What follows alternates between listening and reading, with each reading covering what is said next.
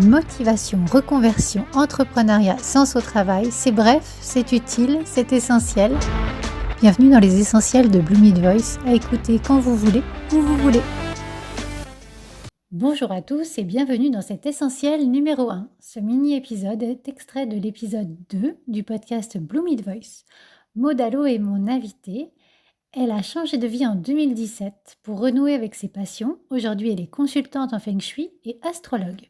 Dans cet extrait, elle revient sur sa reconversion et sur ce qui lui a permis de créer un métier à son image, pour apporter une réponse à la question « Et si l'entrepreneuriat était la clé pour vivre votre passion ?» Alors, je vous souhaite une belle écoute.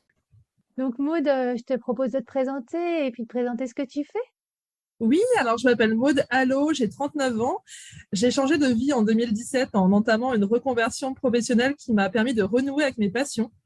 Je suis aujourd'hui ébéniste, consultante Feng Shui, consultante en décoration et numérologue. Et j'ai créé mon entreprise en décembre 2019. Alors juste déjà première question, d'où t'est venue cette idée de créer ton entreprise? Alors, pendant ma formation en ébénisterie de 2017 à 2019, j'ai analysé mon projet et je me suis posé cette question, est-ce que c'était réalisable chez un patron ? Et très vite, mon projet étant atypique, je me suis rendu compte que l'entrepreneuriat était vraiment la solution pour pouvoir vivre mon projet personnellement. Alors oui, j'ai suivi une formation technique pour mon nouveau métier d'ébéniste. Donc, j'ai passé un CAP et un brevet des métiers d'art.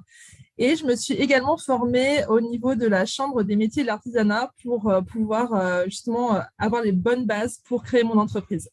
Qu'est-ce qui t'a donné envie de faire cette formation en fait? Alors, dans mon cas, c'était vraiment une passion d'enfance. J'ai vraiment ce souvenir de mon premier dessin technique vers 6-7 ans. J'ai également pu approcher le travail du bois avec mon père dans son atelier quand j'étais petite.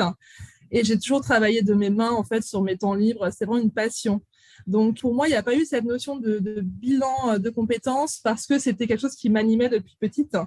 Mais en effet, sinon, j'en aurais fait un et je pense que c'est effectivement une bonne clé pour pouvoir entamer une reconversion. En fait, l'accompagnement, pour moi, c'est une des clés de la réussite. Que ce soit effectivement personnellement, je me suis fait accompagner donc, par une coach d'un point de vue personnel. Je me suis aussi fait accompagner donc, par la fameuse Chambre des métiers et de l'artisanat, vu le profil de mon futur métier.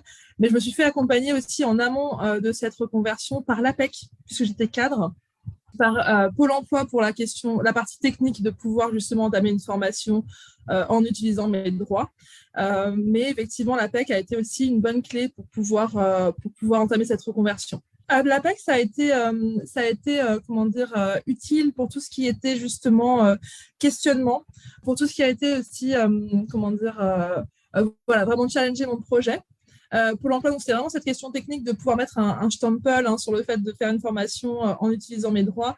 Mais je conseille également tout ce qui va être vraiment ce coaching d'un point de vue personnel, parce que quand on se lance dans l'entrepreneuriat, on peut avoir des doutes, on peut avoir des peurs, on peut avoir des blocages, on peut avoir des loyautés, plein de choses qui vont ressortir en fait et qu'on va travailler en fait avec l'aide d'un thérapeute. Également, au niveau de l'accompagnement, ce qui m'a à l'époque, j'avais pas conscience de cette importance de se faire accompagner notamment par des instituts comme la Chambre de commerce et d'industrie, qui aujourd'hui proposent par exemple des workshops collectifs qui vont vous permettre de challenger votre business model, de réaliser vos prévisionnels financiers, également de choisir votre statut juridique, d'avoir également les clés pour pouvoir réaliser des études de marché. Donc, ce sont des workshops qui sont proposés gratuitement parce que c'est financé par la région. Et il y a également un accompagnement en fait aux entrepreneurs individuels proposés par ce genre de chambre, également par la Chambre des métiers d'artisanat, qui permet en fait au nouvel entrepreneur ou à l'entrepreneur qui veut se lancer d'avoir ces accompagnements pour pouvoir partir au mieux dans cette nouvelle vie qu'est l'entrepreneuriat.